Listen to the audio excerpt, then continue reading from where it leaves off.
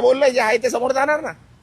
जे करणार बघा, जे करणार ते भोगणार. हा माजोर्डे हा शब्द योग्य आहे. ईशान्य मुंबईचे खासदार संजय दीनाबामा पाटील यांच्यासाठी जबाबदारीनं बोलतोय मी. ज्या पद्धतीचा माज त्यांनी आज पत्रकारांना दाखवलाय, तुम्हाला जेवायला घालतो मी, विसरू नका. अजून पाटील संदर्भात पाहिलं गेलं तर अरे भाई कशाला, बस झाला ना आता. तुला बोललो 2 मिनिटं बोलायचं होतं, बोलणारच नव्हतं. बोललो ना भाई, आता अजून किती कशाला हे करतोय. चल बस माझ्या बरोबर, बस ना गाडीत. चल बोलता बोलता जेवढं बोलायचं तेवढं बोलू. चला कशाला इज्जत देतो भाई, घे ना यार, कशाला. जरा माझं हे बघू नका तुम्ही, अति करताय. हे भाई बस ना, बंद कर ना आता, बंद कर. नाहीतर भाई मी विसरून जाईल मी खासदार आहे. तुम्ही काय पहिला पण सांगितलंय मी. इज्जत करतो, इज्जत करा. सांगतोय बरं, रेकॉर्ड घालतात आहे, घे रेकॉर्ड कर. इज्जत करतो, उगाच डोक्यात जाऊ नका, उगाच डोक्यात जाऊ नका. घराखाली उगाच देतो, ठेवतोय तुम्हाला, जेवायला देतोय. असं ते बोललेत. जेवण काढण्यामुळे नाही हो, शिव्या घातल्यात. जर परत तिकडे आलात तर मी घुसतो, मी हे करतो आणि तसं करतो. अरे कुणाला धमकावताय तुम्ही? पत्रकारांना. कोण आहेत पत्रकार? अहो पत्रकार हे सामान्य जनतेच्या मनातील प्रश्न तुम्हाला विचारतात खासदार साहेब. विसरलात तुम्ही? अहो तुम्हाला ईशान्य मुंबईतील मतदारांनी खासदार बनवलं ना, दिल्लीला पाठवलं. त्यांच्या प्रती असलेली तुमची जबाबदारी, पक्षांतर वगैरे जाऊ देऊया आपण. तुम्ही पक्षांतर केलं, ठीक आहे, तो वेगळा मुद्दा. तुम्ही ठाकरेंकडून निवडून आलात, मशालीवर लोकांनी विश्वास ठेवला, बटन दाबलात. तुम्ही अचानक साक्षात्कार झाल्यानं शिंदेंकडे गेलात, ठीक आहे, तो तुमचा अधिकार. ठाकरेंची शिवसेना पाहून घेईल, लोकसभेचे अध्यक्ष निर्णय घेतील. मुद्दा तो नाही आहे. खासदार संजय पाटील, तुम्हाला सांगावं लागेल, तुम्ही आज जो माज दाखवलात त्याचं काय? मला पत्रकारांना सुद्धा विचारायचं आहे आणि तुमच्यासाठी सुद्धा आज बोलायचं आहे. त्यांनी पत्रकारांचे जे जेवण काढलं ना त्याबद्दल काय ठाऊक आहे संजय दीनाबामा पाटील तुम्हाला? अहो संध्याकाळ झाली, सूर्य नाही मावळला तर कार्यक्रम ज्यांचे सुरू होतात ना, त्यांनी पत्रकारांबद्दल बोलू नये. आज एवढंच बोलतोय, नंतर व्हिडिओसह अनेक पत्रकार जर बोलू लागले, अडचण होऊन जाईल. ईशान्य मुंबईच काय, भलतीच अडचण सगळीकडे दिसेल. तुम्हालाही ठाऊक आहे काय मी बोलू पाहतोय ते. काय घडतंय? अहो पत्रकार, त्यातही टी व्ही चॅनलचे पत्रकार, डिजिटलचे पत्रकार 12-12, 14-14 तास थांबलेले असतात. एखाद्या बातमीवर काम करताना धोधो पाऊस पडतो, कंबरभर पाण्यात असतात. दुष्काळात घशाला कोरड पडते तरी कव्हरेज करत असतात. ना जेवायला वेळेवर, ना खायला, ना नैसर्गिक विधीसाठी. अहो तुमच्यासारखे नेते, संपादक सांगतात, रिपोर्टर येऊन थांबतात तुमच्या घराबाहेर. हौस नसते कुणाला. संजय पाटील लक्षात ठेवा, अहो 12-12, 14 तास थांबतात. तुमच्यामुळे थांबतात. तुम्ही ताटकळवतात आणि त्यानंतर काय? सौजन्यानं, माणुसकी म्हणून 2 घास कुणाला दिलेत तुम्ही, तर ते काढून दाखवता की मी जेवायला घालतो तुम्हाला. हो लाज वाटली पाहिजे. कुठून येतो हो पैसा? हिशेब मांडायचा झाला तर काय काय बाहेर येईल. ठीक आहे, तरी चला तुम्ही जेवायला घालता. मित्रांनो, तुमच्या माहितीसाठी आज सांगतो, मिळत नसतं हो. अशा ठिकाणी कधी कधी ड्युटी लागते ना रिपोर्टरची, की तिकडं जवळपास हॉटेल नसतं, खाण्याचे स्टॉल नसतात फुटपाथवर. VIP एरियात तर फेरीवाले चालत नाहीत आणि रिपोर्टर्सना त्यांच्या पगारामध्ये 5 स्टारचं जेवण परवडत नाही. जे चोर असतील त्यांना परवडत असेल. 95% पत्रकार प्रामाणिक, खिसा रिकामा पण ताट बाना. त्यांनी करायचं काय? अशा वेळी राजकीय पक्ष, राजकीय नेते थोडी सोय करतात खाण्याची आणि मग हे संजय दीनाबामा पाटलांसारखे काढून दाखवतात. हो तेवढंच कशाला, खाण्यापिण्याचं सोडा. अनेक ठिकाणी लघवीचीही सोय नसते, शौचालयाला तर जाण्याची सोय नसते. 12-12, 14-14 तास दाबून ठेवावं लागतं. अहो पुरुषांचं तरी ठीक आहे, माझ्यासारख्या आम्ही कुठंतरी आडोशाला जातो लघवी करण्यासाठी. अहो स्त्री पत्रकारांचं काय? त्यांची अशी त्रासदायक स्थिती होते, आरोग्याच्या समस्या उद्भवतात आमच्या बहिणींना. कधी विचार केला आहे का? हिनवण्यासाठी खूप येतात. 5% जे लाभार्थी असतात त्यांना तुम्ही गोदी बिड्या बोला. हे जे कष्टकरी पत्रकार आहेत ना, ज्यांना 2 घास दिले तर तुम्ही काढून दाखवताय, त्यांच्याबद्दल बोलताना तोंड सांभाळून खासदार साहेब, लक्षात ठेवा, ही भाषा योग्य नाही आहे तुमची. कष्टकरी पत्रकार आहेत ते. दुसरं काय बोललात तुम्ही? धमकावता? येऊन पहा. अरे उपकार करत नाही तुम्ही बाईट देता तर. तुम्हाला गरज असते. तुमचं सध्याचं राजकारण हे टी व्ही चॅनलच्या डिजिटलच्या भरोशावर चालतं. कुणाला तुम्ही मास दाखवता?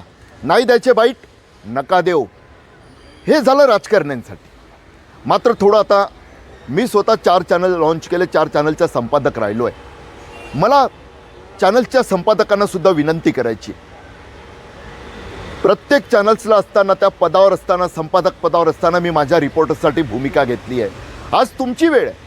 अनेक टी व्ही चॅनल सातत्यानं दाखवता, अभिमान वाटतोय मला तुमचा. मात्र त्याचवेळी यापुढे हे माजोरडे खासदार जर दिसले तर टी व्ही चॅनलचा कॅमेरा उलट्या दिशेनं फिरणार का? तेवढं कॅमेरा पर्सन, व्हिडिओ जर्नलिस्ट जे आहेत आपले, त्यांना तुम्ही स्वातंत्र्य देणार का? रिपोर्टर्सना सांगणार का यांना उघडं पाडणाऱ्या, यांना लोकांच्या नजरेत त्यांचं खरं स्थान काय आहे ते दाखवणाऱ्या बातम्या करायचं स्वातंत्र्य तुम्ही देणार का? हा खरा प्रश्न आहे. भूमिका आता घेतलीच पाहिजे.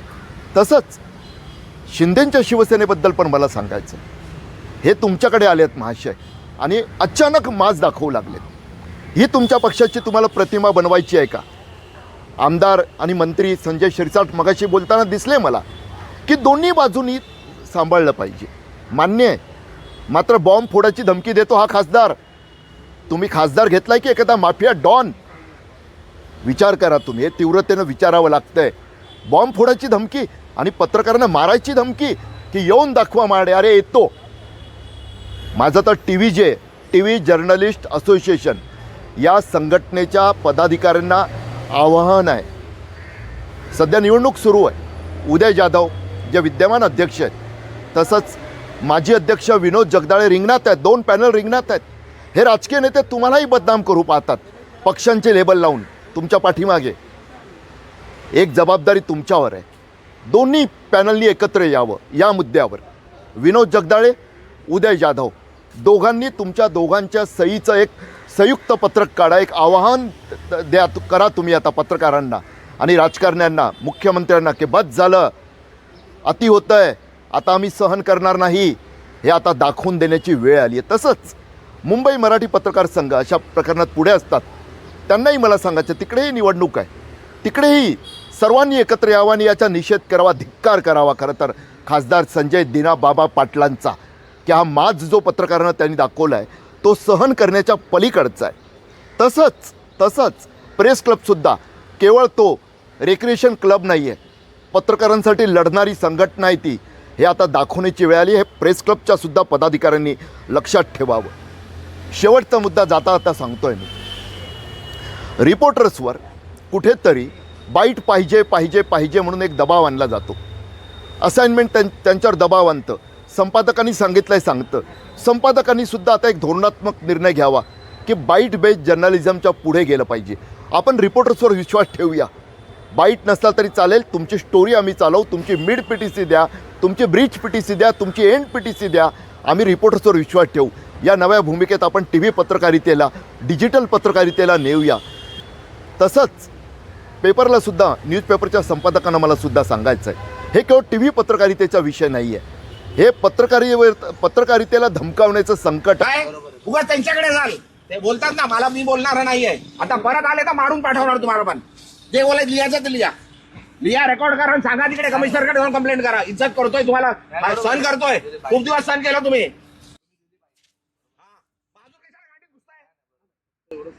अरे लिमिट आहे कुठल्या गोष्टीची? बोलली आहे ना ती, सांगितलं ना सर्व.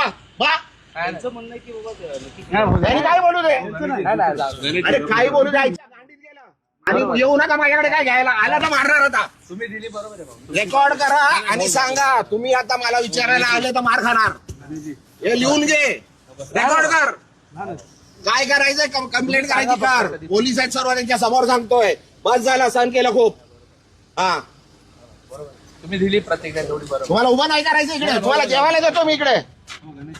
आपण सर्वांनी एकत्र येऊया या माजोरड्या राजकारण्यांना कायदेशीर मार्गाने अद्दल घडवूया. पाहायचं आहे मला.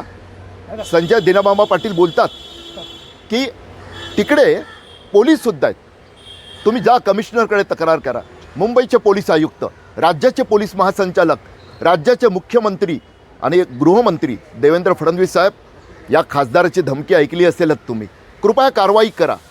एक मात्र नक्की सांगतो, एका बाबतीत मी संजय पाटील यांच्याशी सहमत आहे.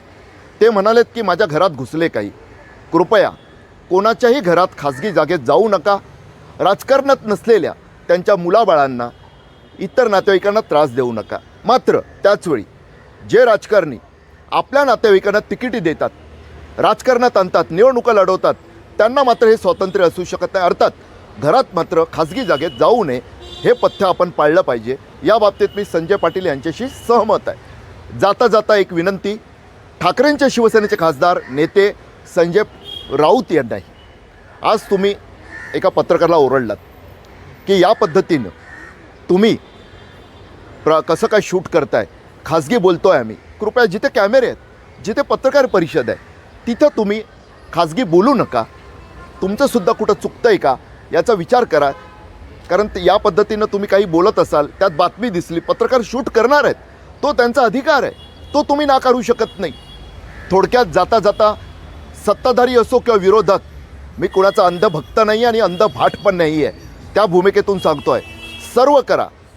संजय पाटील म्हणालेत, त्यांचे शब्द मी नाही वापरू शकत हा, पण लक्षात ठेवा, जर पत्रकारिता घुसली ना, तुमचे शब्द कुठे घुसली वगैरे ते अपशब्द मी नाही वापरणार, पण जर पत्रकारांनी ताडबाना दाखवत पत्रकारिता घुसली तुमच्या राजकारणात, ते अपशब्द माझ्या तोंडीत नाही येऊ शकत. कारण माझा मेंदू सडलेला नाही आहे, माझं मन हे संस्कारी मन, आईवडिलांच्या संस्कारातलं. तर काय होईल हो, विचार तुम्हीसुद्धा करा. पत्रकार रिकामा खिसा आणि ताडबाना दाखवतो, त्याला त्याचं काम करू द्या. तुम्ही तुमचं काम करा, तुमचं राजकारणाचे धंदे चालू द्या. जे पक्षांतर करायचे ते खुशाल करा, त्यावर आम्ही बोलणार. कारण शेवटी आम्ही छत्रपती शिवाजी महाराजांचं स्वराज्य, डॉक्टर बाबासाहेब आंबेडकरांचं संविधान आणि संत ज्ञानेश्वरांचं पसायदान मानणारी माणसं आहोत. आज जाता एवढंच, पुन्हा पत्रकारांच्या बाबतीत अपशब्द नको, धमकी नको. नाहीतर आम्हालासुद्धा मराठी चांगलीच येते. विधानसभेच्या अध्यक्षांना येत नसेल, मात्र आम्हाला चांगलीच येते. आणि चाळीत वाढलेले, वस्त्यांमध्ये वाढलेले, गावखेड्यात वाढलेले आम्हीसुद्धा मराठी माणसं आहोत.